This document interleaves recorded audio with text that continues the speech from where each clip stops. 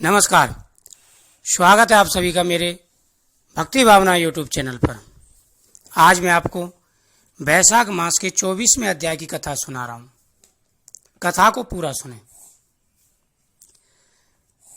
ब्राह्मण शंख ने व्याघ्र से कहा, इस प्रकार से आत्मा को युवराज बनाया गया, यानी आत्मा को सर्वश्रेष्ठ बनाया गया। सभी ने आत्मा का सम्मान किया। देवताओं ने सामवेद का गान किया। इसलिए स्थावर और जंगात्मक के लिए यह सृष्टि प्राणात्मक है। प्राण ही जगत पति है, प्राण बिना जगत सूना है। यानी चाहे वो मनुष्य हो, चाहे जानवर हो, कोई भी हो, अगर प्राण निकल जाते हैं तो शरीर बेकार हो जाता है। प्राणों की महत्वता सबसे ज्यादा होती है। व्याघ्र कहने लगा कि हे ब्राह्मण, परमात्मा ने ये करोड़ों जीव उत्पन्न किए। इनके भिन्न भिन्न कर्म, अनेकों सनातन मार्ग हैं और इनके स्वभाव एक से क्यों नहीं है।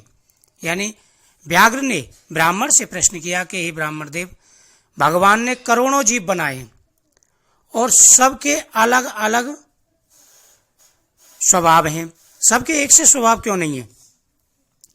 यह सब मेरी जानने की इच्छा है। शंख मुनि कहने लगे कि सतगुणी, रजोगुणी और तमोगुणी 3 प्रकार के मनुष्य के गुण होते हैं। इन गुणों की विषमता, न्यूनता और अधिकता से मनुष्य वैसे ही कर्म करता है और उन्हीं के फल भोगने से मनुष्य कभी सुखों और कभी दुखों को प्राप्त होता है।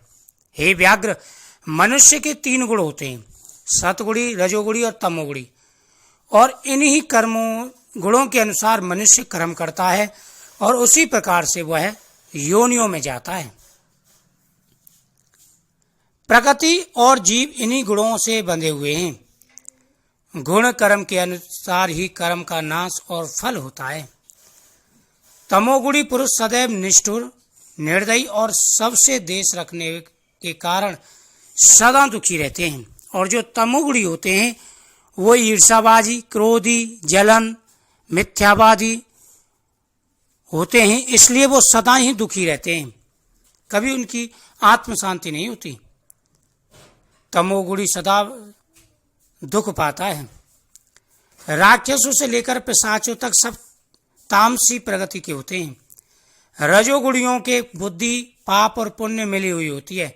वे पाप भी करते हैं और पुण्य भी करते हैं। इस कारण स्वर्ग और नरक दोनों में जाते हैं तथा सुख व दुख दोनों ही भोगते हैं, और यह मंदभोगी सदैव संसार में जन्म लेते रहते हैं। हे व्याघ्र, सतगुणी धर्मात्मा, दया वाले, पराई निंदा न करने वाले तथा श्रद्धावान होते हैं, और जो सतगुणी होते हैं वो धार्मिक प्रगति के होते हैं।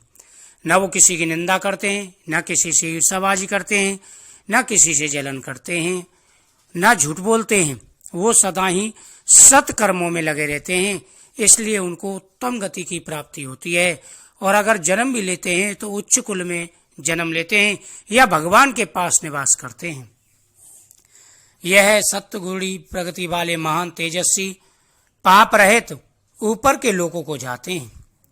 वह अपने गुण और कर्मों के अनुसार कर्म करते हुए भगवान के समीप रहते हैं। हे व्याघ्र, जो लोग तामसी होते हैं वो पाप कर्म करते हैं, इसलिए नीच योनियों में जाते हैं। जो रजोगुणी होते हैं वह मिक्स प्रभाव वाले होते हैं, यानी पाप भी करते हैं, पुण्य भी करते हैं, इसलिए जन्म लेते हैं, मरते रहते हैं, नरक जाते हैं, स्वर्ग जाते हैं। और जो सतगुणी होते हैं, सतगुणी शांत प्रवृत्ति के होते हैं और धार्मिक प्रगति के होते हैं, वह सदा भगवान के लोक में निवास करते हैं। इसलिए मनुष्य को सदा ही सतगुणी विचारों को धारण करना चाहिए। सतगुणी विचारों से इंसान को सदा ही आत्म सुख की प्राप्ति होती है। बोल वैशाख मातम की जय। श्री राधा कृष्ण भगवान की जय।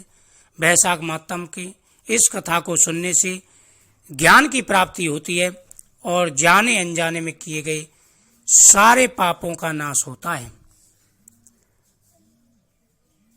जय श्री कृष्ण।